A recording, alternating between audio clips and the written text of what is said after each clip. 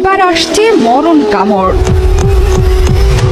ইসরায়েলের জন্য সমুদ্রকে নরকে পরিণত করার প্রত্যয়ে ইরানের বিপ্লবী গার্ড আইআরজিসি সহ ইসলামী প্রতিরোধ আন্দোলনের লেবানন, ইরাক এবং ইয়েমেন প্রস্তুতি নিতে নেমেছে।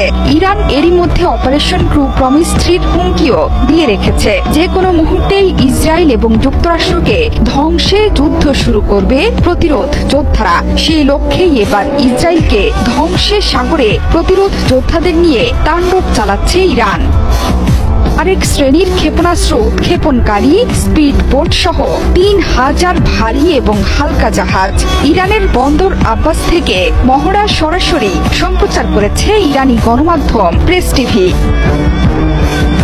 মহড়া নিয়ে আইআরজিসি নৌবাহিনীর commander rear admiral Ali Reza তাংশিরি হুঙ্কার দিয়ে বলেছেন, এই কুচকাওয়াজে অংশ নিয়েছে 3000 ভারী এবং হালকা জাহাজ।